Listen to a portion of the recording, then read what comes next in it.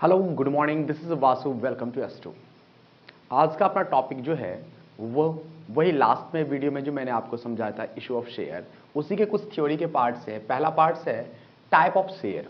हमने कल भी कुछ थ्योरी पढ़े हैं और आज भी अपन कुछ थ्योरी पढ़ेंगे। उसके बाद अपन कल से जो है नेक्स्ट डे से अपन स्टार्ट करेंगे प्रैक्टिकल के क्वेश्चन। बहुत ईजी वे में समझेंगे अपन। आज अपन चलते हैं, सबसे पहले पढ़ेंगे अपन टाइप ऑफ शेयर। याद रखना यही दो टाइप्स ऑफ शेयर नहीं है, बहुत सारे हैं। बेसिकली आपको ये मत सोचना कि हाँ निकल लेते अपन स्क्रीनशॉट लेके, नहीं, बहुत कुछ समझना है। ध्यान से बस चलते रहो देश साथ साथ।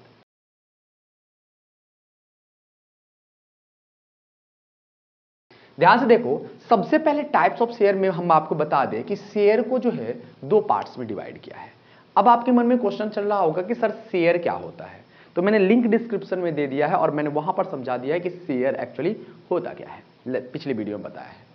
तो अब यहां पर समझो कि शेयर को कितने पार्ट्स में बांटा गया, कितने टाइप्स के शेयर होते हैं। तो सर मैं आपको बता दूं कि टाइप ऑफ शेयर कितने होते हैं, दो। एक तो होता है इक्विटी शेयर, दूसरा होता है प्रेफरेंस शेयर। एक इक्विटी शेयर, दूसरा क्या होता है, प्रेफरेंस शेयर।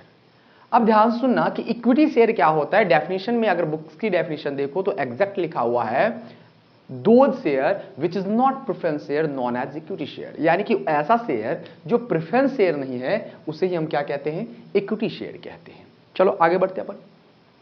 कुछ पॉइंट्स हैं आपके पास। सबसे पहले है कि इक्विटी शेयर और प्रेफरेंस शेयर का डिफरेंस भी आपके क्वेश्चन में पूछा जाता है हमेशा, लगभग हर साल पूछा जाता है ना, तो एक साल छोड़कर एक साल पूछा जाता है। तो बेसिकली आप थोड़ा सा पढ़ लो, समझ लो। इक्विटी शेयर क्या है कि बेटा इसका फर्स्ट पॉइंट है rate of dividend not fixed. Equity share में क्या होता है, डिविडेंड रेट का डिविडेंड का रेट जो है वो फिक्स नहीं होता। बट प्रेफरेंस शेयर के साथ ही नाम जुड़ा रहता है 10%, 6%, 9%, 11%। इसका मतलब एक ऐसा प्रेफरेंस शेयर जिसको डिविडेंड जो है वो फिक्स रेट से दिया जाएगा। इसलिए हमने क्या कहा है कि rate of dividend are pre fixed. Pre का मतलब होता है पहले, पहले ही फिक्स्ड होता है, पहले ही से ही निर्धारित होता है, इसलिए क्या कहते हैं, हम इसे प्रीफिक्स्ड कहते हैं। आगे बात समझ में।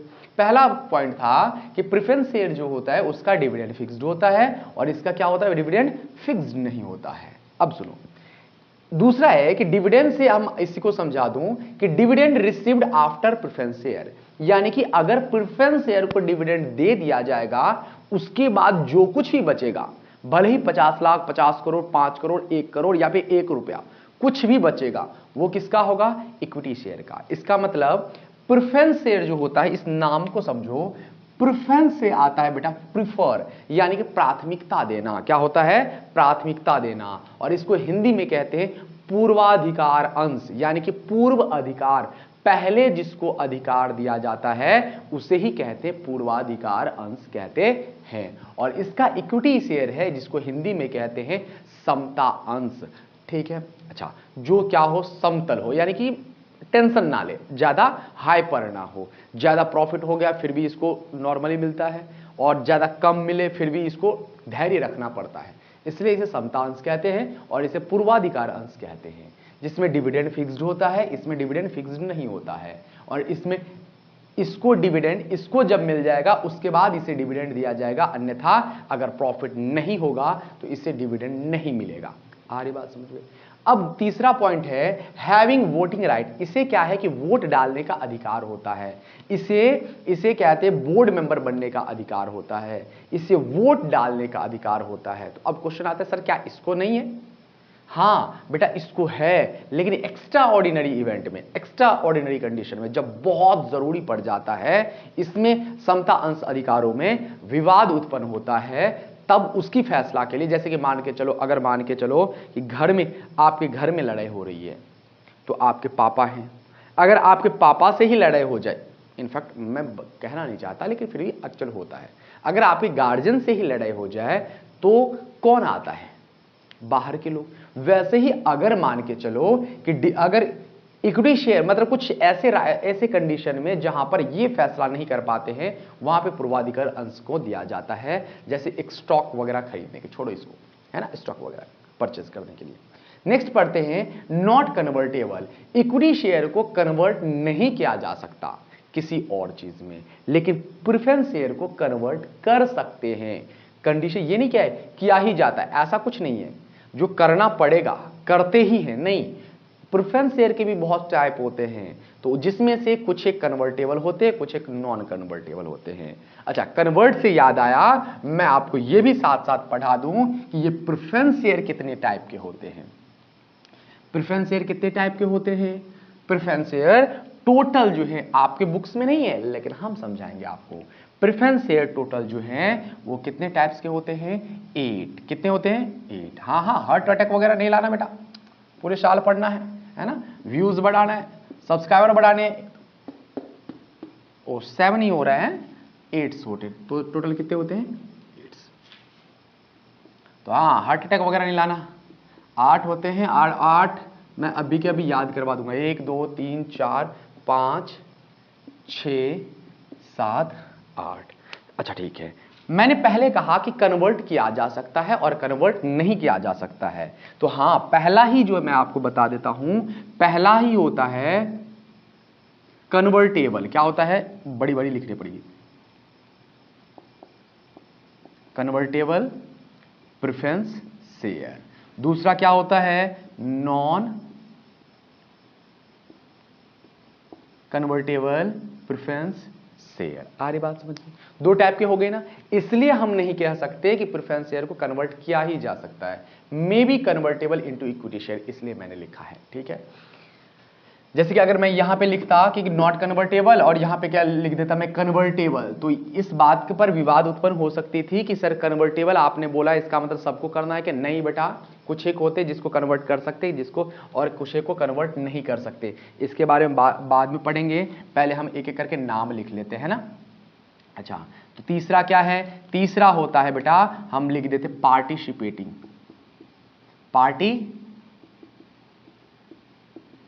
पार्टिसिपेटिंग प्रेफरेंस शेयर, ये क्या होता है वो भी हम बताते हैं आपको। अच्छा, दूसरा क्या होगा? तो नॉन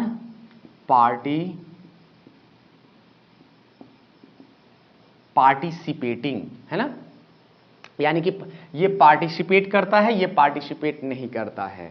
ठीक है, किस चीज में करता है हम बारी बारी से समझेंगे, पहले हम एक एक करके नाम पढ़ लेते हैं। Convertible, non convertible, participating, non participating.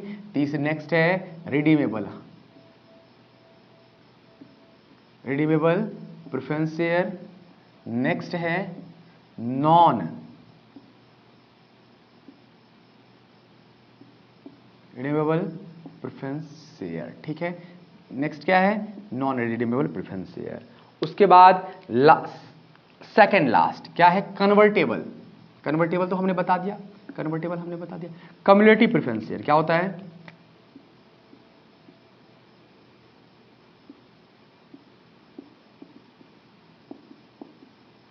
और नेक्स्ट नॉन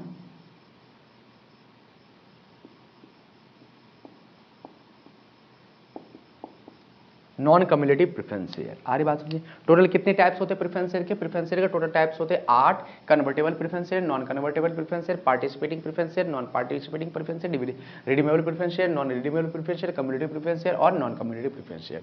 एक एक करके समझो, इन लोगों को समझो। कन्वर्टेबल का मतलब होता है कि दोज शेयर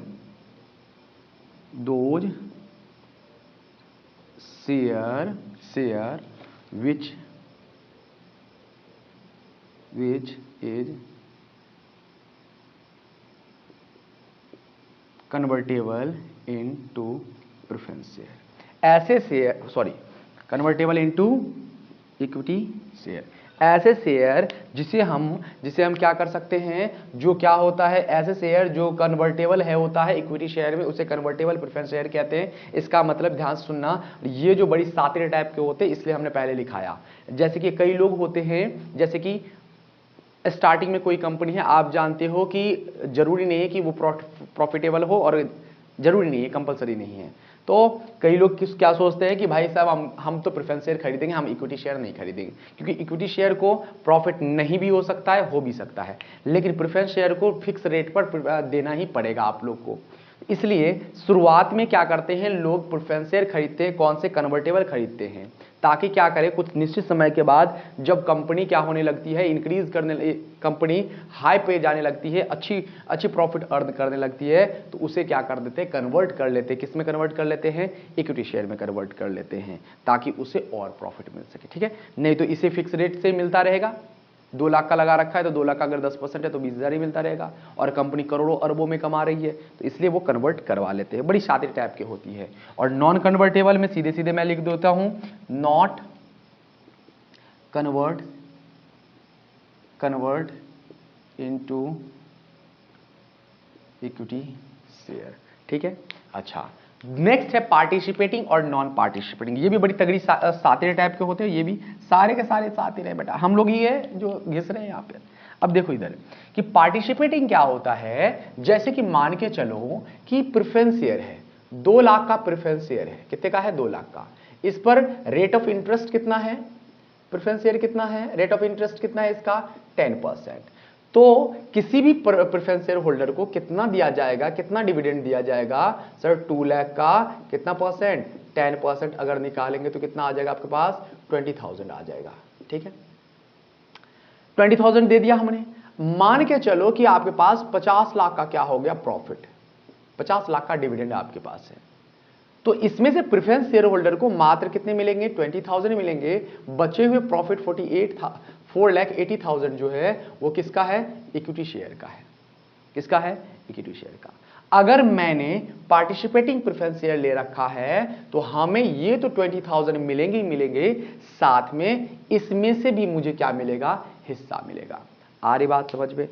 क्लियर? ये बात आ गई समझ में? इसमें भी हमें हिस्सा मिलेगा 40,000 में। कैसे? जैसे कि मान के चलो इक्विटी शेयर होल्डर जो है वो कितने हैं? 50, और हम लोग कितने हैं? 20, तो 30 मान लेता हूं। ठीक है, तो अगर मान के चलो कि मैं पार्टिसिपेटिंग टाइप नहीं हूं तो ये 4,80,000 जो है वो कितने में बटेगा? 50 लोगों में बटेगा। जितने जितने होंगे वो ले लेगा एक एक पर्सन में। कट कर देना बेटा, 5 9 जा 45 और 5 6 जा 30। ठीक है, ऐसे कुछ यही मिलेंगे 9600। अच्छा, अब ध्यान से सुनो कि अगर मान के चलो कि मैं किस टाइप का हूं? पार्टिसिपेटिंग प्रेफरेंस शेयर टाइप का हूं, तो मुझे पहले तो 20,000 मिल गया, साथ ही साथ ध्यान से देखो 48 यानी कि 4,80,000 जो है 30 लोगों में बटेगा। कितने लोगों में बटेगा? सॉरी, 80 लोगों में बटेगा। कितने लोगों में बटेगा? 80 लोगों में। कट करेंगे बेटा तो इसका मतलब 6,000 रुपीज पर पर्सन, यानी कि हर एक मेंबर को, इक्विटी शेयर होल्डर को भी और प्रेफरेंस शेयर होल्डर को 6,000 और मिलेगा। आ रही बात समझ में? तो हम ये कह सकते हैं after preference share dividend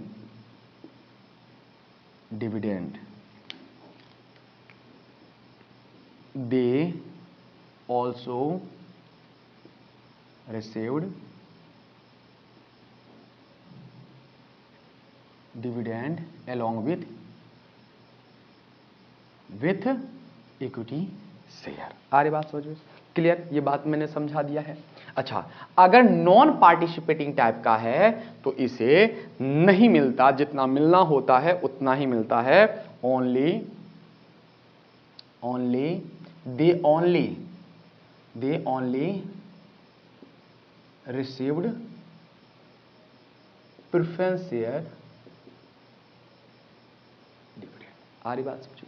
next चलते अपन रिडीमेबल प्रेफरेंस शेयर के बारे में समझते हैं। रिडीमेबल प्रेफरेंस शेयर का मतलब होता है ऐसे प्रेफरेंस शेयर जिसे एक निश्चित समय के बाद, यानी कि एक सर्टेन फिक्स्ड, लिख देता हूं फिक्स्ड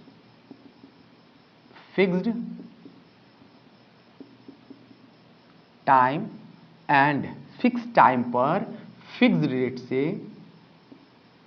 रेट से या तो कंपनी खुद मतलब पुरानी जिस कंपनी का शेयर ले रखा है वो स्वयं इसको क्या कर लेती है? परचेज कर लेती है या फिर रिडीम कर लेती है। इसका मतलब अगर मैंने आपके कंपनी का मैंने शेयर खरीद रखा है तो या तो मेरे से शेयर खरीद लेगी या फिर मुझे पैसे देके वापस ले लेगी। ध्यान से देखो बेटा, दोनों का मतलब यही कि उसको पैसे देने पड़ेंगे, लेकिन मैंने दो अलग अलग वर्ड इसलिए बोला है क्योंकि परचेज करने का मतलब होता है मार्केट वैल्यू से परचेज करना, और अगर मेरे से परचेज करना, रिडीम का मतलब होता है कि मेरी जो वैल्यू है, मैंने जितने में खरीदा था, मेरे शेयर की जो वैल्यू है उस शेयर पर पैसे देके हमारे इच्छा अनुसार ले सकती है। आ रही बात समझ में? रिडीम करना। ठीक है। फिक्स टाइम और fix rate after fix time लिख देता हूं मैं, है ना, ताकि समझ में आए, नोट्स क्लियर होना चाहिए आप लोग का, है ना। After fix time fix rate पर परचेज कर लेते हैं या फिर रिडीम कर लेते हैं। नॉन रिडीमेबल में क्या होता है बेटा कि रिडीम नहीं होता है, ये लॉन्ग टाइम के लिए चलते रहता है, long lasting period, long lasting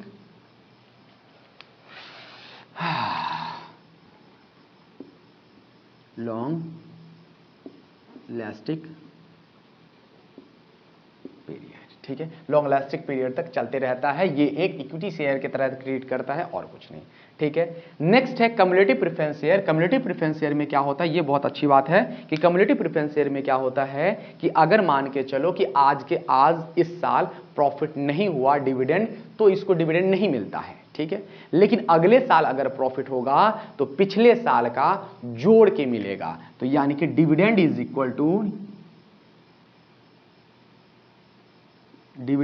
equal to हम लिख सकते हैं कितना मिलेगा, last year remaining dividend plus last year remaining dividend plus current year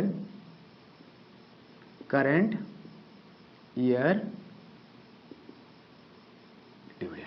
आ रही बात समझे? मैंने समझाने के लिए मैंने लिखा है, आप लैंग्वेज में लिख सकते हो कि कम्युलेटिव प्रेफरेंस शेयर में क्या होता है, पिछले साल का भी डिविडेंड मिलता है, जो बचा हुआ है नहीं मिला था तो पूरा मिलेगा। अगर मान के चलो इस साल भी प्रॉफिट नहीं हुआ तो अगले साल 2 साल का जुड़ के मिलेगा, लेकिन मिलेगा जरूर।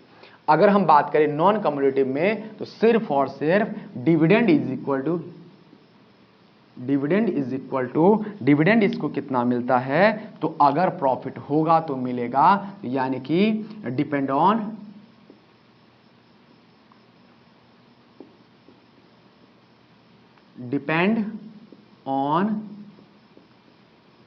करंट ईयर प्रॉफिट, यानी कि किस पर डिपेंड करता है, करंट ईयर के प्रॉफिट पे डिपेंड करता है। आप चाहो तो इसे स्क्रीनशॉट लेके आप समझ सकते हो या जो कि नोट्स बना सकते हो। और हम चलते हैं आगे, हम पढ़ रहे हैं, अभी मैंने पढ़ा है टाइप्स ऑफ शेयर, अब हम पढ़ेंगे क्योंकि चैप्टर का नाम है इशू ऑफ शेयर कैपिटल, तो हमने टाइप्स ऑफ शेयर समझा दिया, अब हम समझेंगे टाइप्स ऑफ कैपिटल। बहुत 5 मिनट का टाइम लगेगा, आप फटाफट इसे नोट डाउन करें, स्क्रीनशॉट ले लें, है ना। तो अपन स्टार्ट करते हैं क्या, types of capital. Types of, ध्यान से सुनना कि मैंने आपको पिछले लास्ट वीडियो में बताया है कि कैपिटल क्या होता है। कैपिटल जो होता है कंपनी के मेमोरेंडम ऑफ एसोसिएशन में कंपनी जो है, कंपनी यानी कि मेमोरेंडम ऑफ एसोसिएशन में कंपनी को बताया जाता है कि आपकी कैपिटल कितनी होती है। जैसा कि मैंने 11th क्लास में हमने पढ़ाया था कि asset liability is equal to क्या होता है, तो लायबिलिटी अपन ले लेंगे, हमने क्या बताया था, कैपिटल इज इक्वल टू क्या होता है, तो sir capital is equal to होता है असेट्स माइनस लायबिलिटी, यानी कि आउटसाइडेड लायबिलिटी हम कह सकते हैं। तो ये कैपिटल पूरा जो कंपनी, अगर आप रजिस्टर्ड करवा रहे होते हो तो उस टाइम सब कुछ देखकर मेमोरेंडम ऑफ एसोसिएशन में, जैसे कि डीड्स में लिखा होता है कैपिटल कंट्रीब्यूशन, वैसे और मेमोरेंडम ऑफ एसोसिएशन में बताया जाता है कि आपकी कुल औकात कितनी है, कैपिटल कितनी है, वो सब बताया जाता है। छोड़ो वो बात, हम बात करते हैं जो भी कैपिटल होगा आपकी कंपनी की, जितनी भी कैपिटल होगी, जैसे कि मान के चलो आपकी कैपिटल कितनी है, 50 लाख, कितनी है, 50 लाख। हम क्या करते हैं, आपको बता देते हैं, एक आइडिया लगा देते हैं कि 50 लाख मान के चलो आपकी क्या है, एक कैपिटल है, 50 लाख कैपिटल है। तो और 50 लाख कैपिटल जो है अगर आप किसी और से मांगते हो तो नहीं देगा, तो हम क्या करते हैं, लोगों से मांगते हैं। लोगों से मांगने के लिए इसे टुकड़ों में बांटा जाता है, यानी कि पूरी कैपिटल को किसी एक फिक्स्ड वैल्यू के आधार पर इसे टुकड़ों में बांटा जाता है। जैसे कि मान के चलो कि मैंने पर शेयर को हमने 100 रुपए में डिवाइड कर दिया, तो इसका मतलब टोटल नंबर ऑफ शेयर कितने हो गए, टोटल नंबर ऑफ शेयर हो गए 50,000, और एक की वैल्यू कितनी हो गई, तो सर एक की वैल्यू हो गई 100 रुपीज, तो टोटल कैपिटल कितने हो गए, 50 लाख हो गई ना। चलो अपन आगे बढ़ते हैं। ये जो कैपिटल है इसे ही कहा जाता है ऑथराइज्ड कैपिटल। ऑथराइज्ड कैपिटल क्या कहा जाता है? Authorised capital. ठीक है, अब authorised capital memorandum of association में रखा होता है। अब क्या करते हैं, कोई भी कंपनी वाले अपने पूरे के पूरे शेयर को एक साथ ही किसी पब्लिक को इशू नहीं करते हैं, क्योंकि आवश्यकता अगर हमें किसी कभी एंड टाइम पे अगर मुझे पैसे की जरूरत पड़ेगी तो हम भीख तो नहीं मांग सकते बेटा। हम क्या, हमारे पास एक अधिकार होता है कि अपने शेयर को बेच सके। भीख मांगना बेटा, लोन लेना भी एक भीख मांगने टाइप ही होता है, गिरगिराना, अगर फाइनेंशियल इंस्टीट्यूशन के पास जाना कि हमें पैसे दो, बैंक के पास पैसे दो, पैसे की जरूरत है, भीख मांगना ही होता है बेटा। तो इसलिए क्या करते हैं, वो कंपनी क्या करते हैं, कुछ शेयर को इशू करते हैं और कुछ शेयर को इशू नहीं करते हैं। तो याद रखना, जिस शेयर को इशू करते हैं उसे कहा जाता है इशूड कैपिटल। क्या कहते हैं? Issued capital. क्या कहा जाता है? Issued capital. और जिस, अगर मान के चलो कि जो शेयर इशू नहीं होता है उसे क्या कहा जाता है? Unissued capital. Issued capital. यानी कि मान के चलो कि 50,000 शेयर था, 50,000 में से मैंने 40,000 शेयर क्या करा, हमने इशू कर दिया। एक शेयर कितने का है? 100 रुपए का है, यानी कि टोटल कितने कैपिटल अपने को आ सकता है? तो सर 40 लाख आ सकता है। कितना आ सकता है? 40 लाख आ सकता है। और अनइशूड शेयर कितना है? तो सर 10,000 आपके पास इस अनइशूड शेयर है। एक कितने का है? सर 100 रुपए का है। तो इसका मतलब टोटल कितने हैं आपके पास? आपके पास अभी भी 10 लाख का शेयर, अभी 10 लाख का कैपिटल अभी भी आपके पास बचा हुआ है, जो आवश्यकता पड़ने पर हम इसका इस्तेमाल कर सकते हैं। अब ध्यान सुनो, हमने इशू तो कर दिया 40,000। अब इसमें से भी क्या होता है, जरूरी नहीं कि हम अगर इशू कर रहे हैं और पब्लिक इंटरेस्टेड हो, ऐसा जरूरी है क्या कि पब्लिक इंटरेस्टेड हो कि हाँ भाई 40,000 यस अपन ले लेते हैं। कई अच्छी कंपनियां होती है कि अपन क्या करते हैं, 40,000 अपन इशू करना चाहते हैं शेयर, बट उसके अलावा 50,000 60,000 की डिमांड आ जाती है, नहीं हमें भी चाहिए, हमें भी चाहिए, भीड़ लग जाते हैं। उससे रिलेटेड अपन क्वेश्चन भी करेंगे, कोई दिक्कत नहीं। यहां पे बात हम उसकी करते हैं कि अगर मान के चलो 40,000 आपने इशू तो करा लेकिन पब्लिक इंटरेस्टेड ही नहीं। ऑब्वियस बात है, कोरोना टाइप पे सारी की सारी कंपनी गिर गई थी क्योंकि कोई इंटरेस्ट ही नहीं लगता था। क्यों? सबको पता था कि आगे कब तक कोरोना चलेगा, हमारे पैसे भी लिक्विड फॉर्म में हमें भी पैसे रखने हैं। ठीक है, आगे बढ़ते हैं अपन। ठीक है, यहां पर ध्यान से देखो, इशूड कैपिटल में से कुछ एक क्या होता है, बच जाता है, और कुछ एक क्या होता है, पब्लिक ले लेते हैं। पब्लिक जो शेयर खरीद लेता है उसे हम कहते हैं सब्सक्रिप्शन। क्या कहते हैं हम? Subscribed capital. Subscribed capital. Subscribed से याद आया कि आप लोगों ने मेरा चैनल सब्सक्राइब नहीं किया। अरे भाई करो यार, मतलब कैसी बातें कर रहे हो यार आप, हैं हम लोग मेहनत कर रहे हैं, आप सब्सक्राइब नहीं कर रहे हो, जोक सपाट। चलो अपन पढ़ते हैं। सब्सक्राइब कैपिटल जो अगर मान के चलो 40,000 में से पब्लिक मात्र, अगर हम बात करें कितने शेयर के लिए इंटरेस्टेड हैं, अगर वो सिर्फ और सिर्फ 30,000 शेयर खरीदना चाहते हैं और खरीद चुके हैं वो 100 रुपए से मल्टीप्लाई करके, इसका मतलब कंपनी के पास अभी टोटल कितना कैपिटल है? तो सर कितना कैपिटल है? 30 लाख। कैपिटल है नहीं, हो सकता है। अब समझना ऐसा मैंने क्यों कहा, इस पर भी चर्चा हम करेंगे। ठीक है, अब अगर मान के चलो कुछ शेयर नहीं पब्लिक इंटरेस्टेड नहीं है, उसे क्या कहते हैं? अनसब्सक्राइब्ड कैपिटल। जैसा कि आप लोगों ने अभी कर रखा है, सब्सक्राइब करो फटाफट। अनसब्सक्राइब्ड कैपिटल, सब्सक्राइब्ड कैपिटल। ठीक है, अनसब्सक्राइब्ड कैपिटल क्या होता है? तो 40,000 मैंने इशू किया, सिर्फ और सिर्फ 30,000 लोगों ने हमारा शेयर खरीदा, तो इसका मतलब टोटल कितने शेयर नहीं बिके? तो सर टोटल 10,000 शेयर नहीं बिके, और एक शेयर है 100 रुपए का, तो इसका मतलब कितने टोटल कैपिटल कितने नहीं बिके? तो सर हमारे पास 10 लाख शेयर, 10 लाख कैपिटल नहीं बिका। ठीक है, 10 लाख कैपिटल फिर से उन्हीं के वहां पे चला जाएगा। कहां पर ऐड हो जाएगा?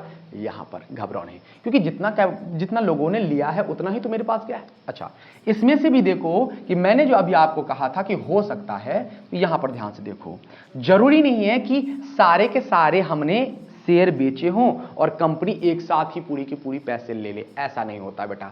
किस्तों में लिया जाता है। जैसे कि 30,000 लोगों से अगर 100 रुपए लिया है, तो इसका मतलब 100 रुपए भी एक साथ नहीं लिया है, किस्तों में लिया है तो उसे हम आगे पढ़ेंगे, प्रैक्टिकल में बताएंगे, एप्लीकेशन के साथ, अलॉटमेंट्स के साथ, फर्स्ट कॉल वगैरह के साथ, कोई दिक्कत नहीं। तो ध्यान से देखो बेटा, ठीक है, इसमें से भी सब्सक्राइब्ड कैपिटल में से भी कुछ एक के पैसे अगर आ जाते हैं, अगर हमने मांग लिए हैं तो उसे कहते हैं कॉल्ड अप कैपिटल। क्या कहते हैं? Called up capital. क्या? जल्दी जल्दी बोलो भाई, जल्दी जल्दी बोलो। Called up, called up capital. मान के चलो कि हमने 30,000 शेयर पे, ध्यान सुनो बेटा, 30,000 शेयर पे सिर्फ और सिर्फ मैंने कितने रुपए मांगे हैं? मैंने 8 रुपए मांग लिए। कितने मांग लिए हमने? 8 रुपए। कितने मांग लिए?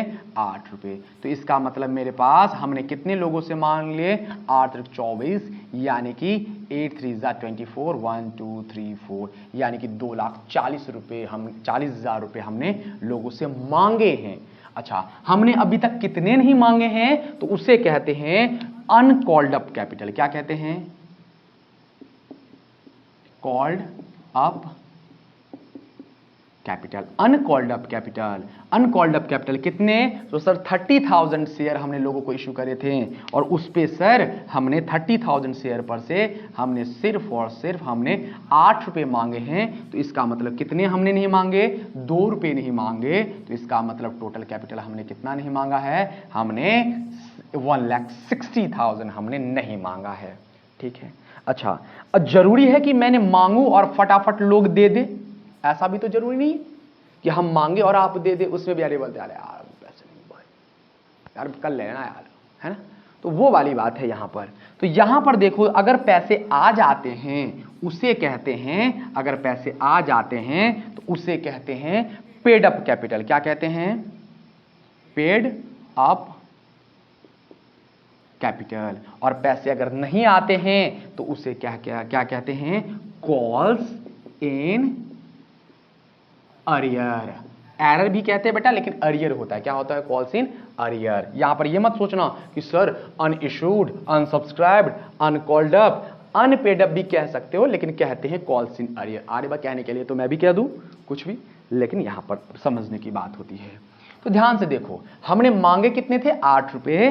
तो लेकिन अपने को दिया कितना लोगों ने? 30,000 पर। 30,000 पर ध्यान सुनो, इसके अलग अलग चीज होते हैं। 30,000 पर या तो हमें से 8 रुपए हमें लोगों ने दे दिया, या फिर ऐसा भी हो सकता है 8 रुपए नहीं 6 रुपए दिया, या फिर ऐसा भी हो सकता है कि 30,000 में से 25,000 शेयर होल्डर ने मुझे कितने दे दिए? मुझे सिर्फ और सिर्फ 8 रुपए दिए हैं। इसका मतलब 5,000 शेयर वाले हमें 8 रुपए नहीं दिए। तो अपन इतना डीपली में नहीं जाते हैं, हमने सिर्फ और सिर्फ आपको इतना बताया है कि 30,000 शेयर वाले जो थे वो सिर्फ और सिर्फ 6 रुपए दिए हैं। मांगे कितने थे? 8 रुपए, और 6 रुपए दिए हैं। तो इसका मतलब आपके पास टोटल कितने पैसे आगे होंगे? तो सर टोटल पैसे आगे होंगे 1,80,000। क्लियर? अच्छा, और कितने पैसे नहीं आए? तो सर आपके पास पैसे नहीं आए 30,000। और कितने रुपए नहीं आए? सर 2 रुपए नहीं आए, क्योंकि 8 रुपए मांगा था, 6 रुपए ही दिए, 2 रुपए नहीं दिए। तो इसका मतलब 60,000 आपके पास पैसे नहीं आए हैं। क्लियर? ये होता है टाइप्स ऑफ कैपिटल। उम्मीद करता हूं आपको समझ में आया होगा। आपको नोट्स वगैरह अगर लिखना चाहो तो आप लिख सकते हो। आपको कहीं पे भी बुक वगैरह पढ़ने की ज़रूरत नहीं है, बस रेगुलर क्लासेस लो। और अगर आपके लिए बेनिफिशियल लग रहा है, वही पुराना डायलॉग, अगर बेनिफिशियल लग रहा है तो प्लीज़ लाइक शेयर जरूर करें। और अगर आप अभी तक सब्सक्राइब नहीं करा है तो सब्सक्राइब जरूर से करें। हमें मोटिवेशन मिलता है और हम और आपके लिए अच्छे से अच्छे वीडियो बनाएंगे, मेहनत करेंगे। धन्यवाद, मिलते हैं अगले वीडियो।